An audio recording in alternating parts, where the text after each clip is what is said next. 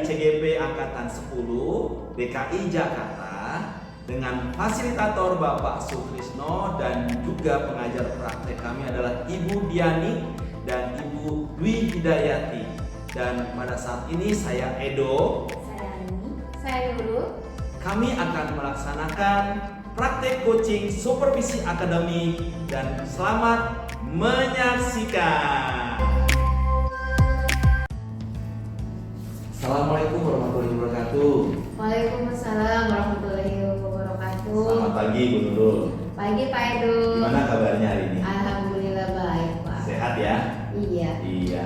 Nah ini Bu Nurul sebelumnya saya minta waktu dulu sebentar nih ya, karena saya tahunya kan Bu Nurul akan melaksanakan proses coaching ya, betul? Iya betul Pak. Nah oleh karena itu ada beberapa hal yang mau saya kuatkan di dalam proses nanti coaching yang akan Ibu Nurul lakukan ya.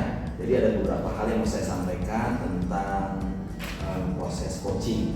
Jadi proses coaching itu nanti akan ada hasil dari pengamatan. Iya. Nah itu ada di dalam rubriknya nanti.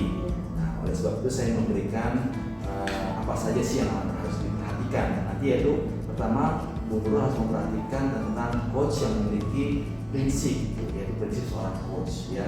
Nah prinsipnya itu seperti kemitraan, ada juga proses kreatif di dalamnya, serta juga harus memaksimalkan potensi dari si coach. Gitu ya. Dan kemudian proses coach itu juga harus Ibu miliki, yaitu kompetensi. Nah, sebagai seorang coach itu harus memiliki kompetensi di dalamnya seperti presence atau kehadiran penuh, juga mendengarkan aktif, serta bisa mengajukan pertanyaan-pertanyaan yang berbobot, pastinya dengan teknik rasa. Ya, Iya, baik, bagus, luar Pak. biasa. Sampai sini pastinya Bu Nurul sudah sangat mengerti, dan juga di sini jangan lupa nih selalu menerapkan alur cerita, di mana di dalamnya ada tujuan, ada identifikasi, dan juga di dalamnya ada rencana aksi serta tanggung jawab. Iya, baik. Ya, nah itu nanti yang menjadi acuan saya juga dalam mengamati Bu Nurul pada waktu melaksanakan proses coaching, gitu ya. Nah, ada beberapa hal nih Bu Nurul setelah saya tadi memberikan penguatan atau itunya yang perlu saya tanyakan. Kira-kira Bu Nurul nih ya, setelah Ibu Nurul nanti melaksanakan atau dalam pelaksanaannya proses coaching ini, kira-kira Bu Nurul potensi apa sih yang Bu Nurul ingin kembangkan dalam proses percakapan dengan coaching? Yang ingin saya kembangkan yaitu presence ya Pak ya. Kehadiran penuh, terus saya akan mendengarkan dengan aktif dan memberikan pertanyaan yang berbobot. Keren. Bagus sekali. Nah kemudian hal kedua yang ingin saya tanyakan adalah bagaimana sih atau bagian mana sih yang nanti secara spesifik yang Ibu Nurul ingin kembangkan, kompetensi yang mana yang secara spesifik? Oke, yang ingin saya kembangkan yaitu mendengarkan dengan aktif dan memberikan pertanyaan yang berbobot. Waduh, luar biasa sekali. Iya. Jadi mendengarkan secara aktif dan Membuat pertanyaan yang berbobot. membuat pertanyaan yang berbobot. Nah pertanyaan terakhir yang ketiga mengenai indikator atau ketercapaian dari nanti proses coaching itu, dan apa saja yang menjadi tujuan dari proses coaching itu, kira-kira apa? Saya harapan saya agar coach saya nanti dia akan menemukan langkah-langkahnya, solusinya secara sendiri Pak. Jadi saya akan menggali dan dia dapat menemukan jawaban dari permasalahan yang sedang dia hadapi seperti itu. Nah itu sudah dijelaskan dengan baik sekali. Saya berharap nanti proses coachingnya dengan coaching bisa berjalan dengan baik, dan si coaching juga akan mendapatkan solusi dari proses coaching yang dilakukan ya. Iya. Selamat ya Bu Nurul ya. Iya, terima kasih ya, Pak. Ya silakan Bu Nurul. Iya. Assalamualaikum. Waalaikumsalam. Baik, assalamualaikum Bu Nurul. Waalaikumsalam Bu Nur. Nah, emang izin minta waktunya untuk hari ini. Ada beberapa yang ingin saya tanyakan atau saya diskusikan sama Bu Nurul. Kira-kira kita mau diskusi apa nih Bu hari ini? Ini Bu Nurul, saya kan kebetulan ngajar di kelas 7. Kemudian pada tahun ini di kelas saya itu saya diberi tanggung jawab di sana di dalam kelas tersebut ada beberapa siswa yang mungkin memang inklusif, Bu. Jadi ada siswa yang slow learner gitu. Nah kebetulan saya kan mengajar bahasa Inggris ya, jadi di mana mungkin saya kepikiran terus nih bagaimana nih untuk bisa kepada siswa yang slow learner ini atau yang inklusif ini saya bisa memberikan juga pelayanan yang baik atau yang penuh gitu, Bu, dalam pembelajaran. Iya, jadi kita akan membicarakan anak-anak yang inklusif ya Bu ya, atau slow learner ya. Iya. Menurut Ibu ciri-ciri dari anak slow learner itu seperti apa? Yang saya ketahui ya Bu ya, untuk anak-anak yang slow learner ini memang yang saya dengarkan di kelas saya sekarang ini dia masih belum bisa untuk membaca, apalagi untuk yang bahasa Inggris ya. Kemudian ketika belajar juga dia agak lambat ya, agak lambat daripada anak-anak yang lain seperti itu dalam segi penerimaannya. Kemudian juga apa tuh namanya, ada juga yang bicaranya itu juga masih perlu diarahkan ya ketika bicara. Jadi saya di sini bingung gitu, bagaimana sih saya harus memberikan pelayanan yang sama gitu minimal dengan teman-teman yang lain. Jadi kita mencari solusi agar anak itu bisa bersama teman-temannya ya Bu ya. Ya, Ini bisa pelajaran, pembelajaran ya, terutama pelajaran bahasa Inggris seperti Iya, itu. benar. Oke, ini kan karena percakapan kita agak singkat Bu. Kira-kira di akhir nanti apa sih yang Ibu harapkan dari pembicaraan ini? Saya sih berharap dari pembicaraan ini saya bisa menemukan solusi ya Bu ya, untuk bisa memberikan apa tuh namanya pelayanan-pelayanan atau pembelajaran yang efektif untuk anak-anak yang inklusif ini. Oke. Dari yang tadi Ibu sebutkan, kira-kira hambatan Ibu apa sih untuk mengatasi anak-anak slow itu, hambatannya yang Ibu rasakan gitu sampai sekarang? Berarti ini udah mulai pembelajaran Ya, ya? sudah ini sudah minggu kedua ya, makanya kemarin sempat MPLS, kemudian minggu kedua dan saya sudah mulai melakukan tes kemarin gitu, terus saya temukan dan kita sudah mengidentifikasi learnernya seperti apa. Nah kemarin saya bertemu itu mereka itu ketika menerima pembelajaran itu mereka sangat mendapatkan kesulitan gitu ya, bahkan komunikasi kita saja kadang masih perlu penekanan sedikit itu, artinya tidak cepat atau tidak langsung gitu, jadi memang harus berkali-kali, kemudian harus ditekankan pelan-pelan seperti itu. Dan pada proses pembelajaran juga ketika mereka ditanya atau menjawab itu tidak langsung dengan responnya gitu. Jadi mereka perlu apa sih namanya, perlakuan khusus. Berarti perlu kesabaran ya Bu ya? Iya, memang itu yang modal utama ya. Iya. Kira-kira menurut Ibu nih, rencana Ibu nih untuk anak-anak ini seperti apa nih ke depannya? Nah, di sini yang saya ingin diskusikan ya Bu ya, rencana ya. Kebetulan yang saya baru laksanakan itu kan baru mengidentifikasi anak tersebut ya, mengenali tipenya, selalunya seperti apa dan levelnya seperti itu ya. Ada yang saya lakukan, rencananya pertama saya ingin menganalisis dulu ya, mengidentifikasi dulu suatu learnernya mereka masing-masing apa, karena dalam satu kelas saja itu beda dengan learner yang apa yang lain yang ke inklusifnya. Ada yang sangat lambat, ada juga yang sudah sedikit memahami gitu ya. Nah mungkin itu yang akan saya lakukan pertama. Mungkin juga saya ingin, karena mereka perlu perlakuan khusus, mungkin saya juga akan membuat ini kali ya. Saya punya rencana ketika di dalam kelas mungkin dia duduknya mungkin akan dekat-dekat saya supaya bisa melayani seperti itu. Nah untuk LKPD-nya atau materinya mungkin juga akan saya bedakan mungkin ya.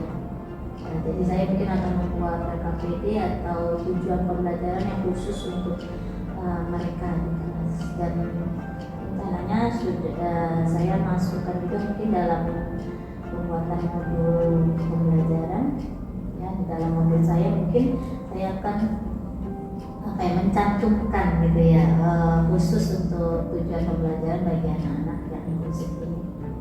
Ya. Jadi ibu akan mengidentifikasi ya, sudah mengidentifikasi anak-anak solo learner sedang dan memang agak parah seperti itu ya. Terus ibu akan melakukan memindahkan tempat duduknya nih, ya agar lebih dekat dengan ibu, agar ibu juga bisa memantaunya secara lebih baik. Terus ibu akan membuat LKPD ya, LKPD yang memang khusus untuk anak tersebut. Kira-kira dari rencana itu ada lagi nggak Bu? Mungkin saya akan berkomunikasi ya dengan ahlinya ya, supaya bisa mendapat arahan yang tepat untuk bisa bagaimana sih memberikan pelayanan khusus untuk anak-anak yang inklusif ini. Mungkin itu kali. Sebelumnya pernah nggak Bu dari sekolah itu kayak memanggil ahli untuk memberikan apa ya, kayak memberikan tentang anak-anak ini inklusi untuk pembelajaran untuk ke guru-gurunya. Jadi IHT mungkin untuk anak-anak inklusi seperti itu. Kebetulan kalau untuk dari sekolah sih memang belum ya, tapi saya pernah mengikuti semacam pelatihan dari lembaga P2 ketika waktu itu. Saya mendapat pelatihan tentang penanganan anak-anak inklusif ya, di mana kita mempunyai pengintegrasiannya di dalam rencana pembelajaran. Cuman memang saya pada kemarin-kemarin itu belum menggunakannya di dalam pembelajaran saya. Ini rencananya apa yang saya dapatkan di sana saya ingin aplikasikan gitu. Hebat sekali ya Bu Nur, ternyata Ibu sudah mengikuti tentang pembelajaran inklusi ini ya di MP4 Ya, ya, berarti sekarang tinggal pengaplikasiannya Bu ya. ya mudah-mudahan bisa ya. Oke, insya Allah akan ada jalannya ya Bu ya. Oke, dari rencana Ibu tadi nih, kira-kira ada nggak pihak yang bisa membantu Ibu gitu dalam pelaksanaan penerapan untuk pembelajaran anak-anak berkebutuhan khusus ini? Baik, mungkin untuk pihak-pihak yang akan saya libatkan yang dalam pelaksanaannya ini, saya mungkin pertama meminta arahan dari kepala sekolah ya, karena beliau juga mempunyai pengetahuan tentang ini. Mungkin saya akan berdiskusi dan meminta arahannya, dan juga saya juga ingin berkonsultasi dengan guru BK kali ya, guru BK yang mungkin akan mendukung bagaimana cara penanganan anak-anak yang khusus seperti ini. Dan juga mungkin saya akan mencari informasi-informasi lain kali ya dari YouTube atau dari yang lainnya. Oke, bagus sekali ya Bu ya. Di sini kan Ibu sudah punya rencana ya, dan Ibu akan melibatkan orang-orang yang seperti kepala sekolah, terus rekan sesama guru seperti itu. Kira-kira kalau kita melakukan penilaian dari angka 1 sampai 10, kira-kira rencana yang Ibu akan lakukan ini tingkat keberhasilannya berada di posisi angka berapa? Saya mudah sih berencana ingin mendapatkan hasil yang maksimal ya. Nah, dari anak-anak yang sekarang saya sudah lakukan mungkin sekitar baru 5 ya, tetapi mungkin saya ingin meningkatkan ke 8% ya kali ya, 80%-nya lah, 8 ya, supaya rencana yang saya lakukan ini bisa berjalan dan juga bisa memberikan pelayanan yang terbaik untuk mereka. Oke, berarti harapan Ibu bisa 80% ya? Iya. Ini terjadi begitu. Oke Bu Nur, kita masuki di akhir percakapan ini. Kira-kira nih dari yang kita obrolkan tadi, apa sih yang Ibu dapatkan gitu?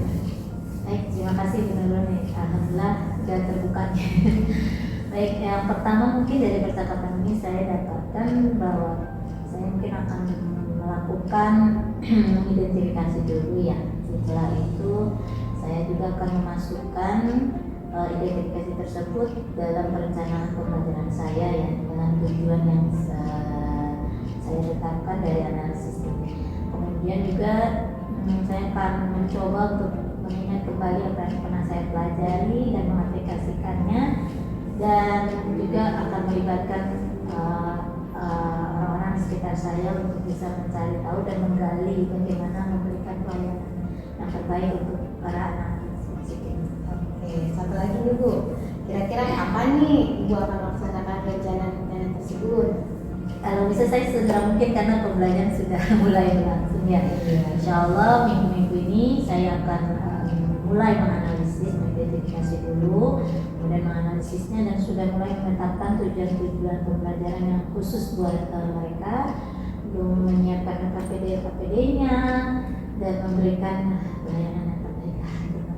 Oke, baik Ibu. Menarik sekali ya Bu ya perbincangan kita hari ini. Terima kasih Bu. Iya. Untuk Ibu semoga rencananya dapat berjalan dengan baik dan anak-anak yang memang dari inklusi ya yang spontanitas itu bisa bersama teman-temannya untuk memahami pelajaran terutama pelajaran bahasa Inggris ya. Oke, mungkin cukup sekian ya Bu ya. Lain kali kita berdiskusi lagi, kita ambil waktu luang untuk ngopi-ngopi di luar. Oke. Ya, terima kasih Bu hari ini Bu Nurul. Iya, sama-sama. Dadah Bu. Assalamualaikum. Waalaikumsalam. Assalamualaikum Bu Nurul. Waalaikumsalam. Waduh, hari ini saya lihat Bu Nurul ceria nih dari Iya, setelah Pak. proses coaching ya. Kayaknya seru banget tadi ya. Iya, tadi asik banget ngobrol sama Bu Nuraini. Asik ya sama Ibu Nuraini ya tadi ya, Iya. sebagai coach ya. Iya Bapak. Baik Bu Nurul. Jadi setelah Ibu Nurul melaksanakan dari kegiatan coaching, sebelumnya mohon waktunya sebentar, ada beberapa hal yang ingin saya tanyakan kembali Iya. setelah proses coaching tadi. Nah, menurut Bu Nurul nih ya, dari setelah proses yang seru tadi itu, kira-kira apa sih yang sudah didapatkan pada saat coaching terkait indikator ketercapaian yang ingin dicapai oleh Ibu Nurul? Iya. Tadi ketika proses coaching saya sudah melakukannya dengan alur tirta Pak, yaitu saya menanyakan tujuannya, terus identifikasi dari masalah yang disampaikan oleh Bu Nuraini, rencana aksi nyata, serta tanggung jawab dari Bu Nuraini tersebut. Kemudian saya coba menggali kompetensi dari coaching. Iya luar biasa sekali. Iya sih, tadi saya sudah melihat Bu Nurul tuh melaksanakan semua alurnya ya tadi ya. Dan Bu Nurul juga sudah saya tadi membangun sebuah kemitraan ya. Juga ada situ proses kreatif yang terjadi. Saya juga melihat Bu Nurul terus memaksimalkan kompetensi dari si coachingnya, luar biasa sekali ya. Di samping tadi alur tirtanya dari tujuan, identifikasi dan juga rencana aksi setelah tanggung jawab tadi saya lihat terlihat jelas gitu dari yang percakapan yang sudah terjadi tadi Iya, dengan coaching. Luar biasa sekali Bu Nurul ya.